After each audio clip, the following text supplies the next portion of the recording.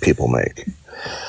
Are you basing your assertion that energy is eternal based upon the first law of thermodynamics? Yes. Okay. The basic mistake that you're doing is you're extrapolating based upon the semantics. Okay. The first law of thermodynamics is not in any sense or shape a declaration of the eternality of matter and energy. When it says matter and energy cannot be created or destroyed, what that's talking about is that from our inductive experience, there is no known way by which matter can be created or destroyed either naturally or by man-made means. It is under no circumstances in any scientific literature or textbooks a declaration that energy is eternal. Cool. So with that being said, right, the added part is, quote, in a closed system, right? We have not yet observed these things to be created nor destroyed in our current system. However, to make the statement that it could be, or if there's a possibility, you would have to show evidence of where that case may be. You're ignoring the elephant in the room. I just showed you by the actual stipulations within scientific literature. You will not find anywhere any credible scientist or scientific publication extrapolating from the first law of thermodynamics based upon the semantics.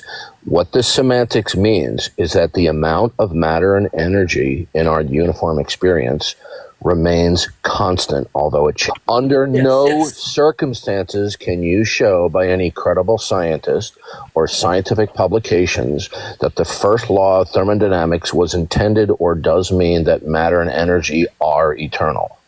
Do you have a rebuttal? So eternal, right, semantic-wise, just means before anything or the start of everything, right? No, eternal means without beginning and without end. Yeah. So without beginning nor end, right, just entails that it came before everything. Just by no, sir, stop. Definition. You're making another classic mistake, okay? Eternal means it is without beginning and without end, unless you're talking about where let's say you're granted eternal life by God, which is another subject. The bottom line is this is not even debatable. It's not even controversial within science. When the semantics say it's neither created nor destroyed, it's just a semantic expression that the amount of matter and energy in our experience remains constant. Okay? Can you show me any statement from a credentialed scientist or scientific publication where they expound that the first law of thermodynamics is a clear indication or a rule that matter and energy are eternal without beginning? Can I interject for one moment? I want that question answered before we do anything else. I want to pivot because I just want to. I want that question answered before we discuss anything else. Darth, I'm trying to stroke your ego and you won't even let me do it. Wait. I won't even. Oh my god. Wait. So I'm coming to that conclusion based on everything being said. I didn't hear an answer to my legitimate question. I told you that's where my conclusion comes from. I didn't hear an answer to my legitimate question. Is there any credible, credentialed scientist or scientific publication that states that the first law of thermodynamics necessarily entails the eternality of matter and energy? I would like an answer to that question. I'm not aware if there is or is not. So what you're doing is you are capitalizing on the ambiguity of the way the language. Now, let me ask you this question. I had my battery in my car changed last year by AAA. The guy came, he installed the battery, and I said, "What's the charge on the battery?" Now, what is meant by that statement? How, the voltage reading, right? Is that your answer? What's the charge on the battery? Yeah, what does it mean? What was meant when I said, what is the charge on the battery? Yeah, you could either be talking about the cost of the battery or how much charge is on that battery. Yeah. Right? So was I talking about both meanings?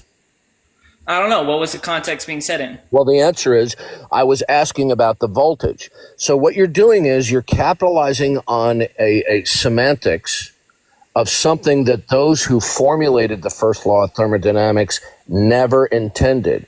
Okay? You will not find in any scientific publication any statement that the first law of thermodynamics entails the eternality of matter and energy. Are we clear on this point? Sure, I would agree with what you're saying. However, then your title here, energy is eternal, is without foundation.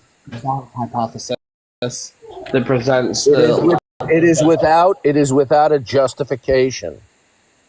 the Big Bounce hypothesis. No, it doesn't. A hypothesis is not a justification. That it is the see. What do we call this on the title here? The splash screen. What, the wallpaper? So those are Okay. So when you say energy is eternal, your God is not. You're making two fundamental mistakes. The first mistake is this: you could not rationally justify, either by yourself or an appeal to any scientific publication or scientist, that energy is eternal. Number two, in order to falsify God as an absolute identity statement, you're going to have to instantiate an identity statement that functions as the negation for God. Do you understand what I just said? Sure. How would you define your God? Okay. Well, first of all, I didn't say anything about my God. I'm talking about your statement here about God in general. We're talking about listen to me. Listen carefully. So I've stated my definition of what God would be. I don't know if you were in here or not, right? The only definition I would place on God would be... Yeah, you mute me again and I'm going to leave, okay? So my definition... Every time I go up onto atheist streams, you guys get abusive. Now, the point is this. When we talk about God, okay, all right, look. All right, dude, a final warning. If you're going to bicker... Darth, shut the fuck up and listen to people. If you want. Thank right? I'm not you. going to have you just hog up all the time, right? You've done it to other atheists as well. Thing is, you have to let people talk. Darth, I was coming up here to stroke your ego. I was going to say that I have known about you since the time when you were on Google Lives debating atheists. You are a legend, and I learned so much from you, and you wouldn't even let me stroke your ego. That's how pathetic you are. Secondly, right, the reason why I come to the conclusion that energy is more eternal than any other God is based on scientific data that shows the Big Bang theory, right, the cosmic background radiation plus the red shifting, right, to a point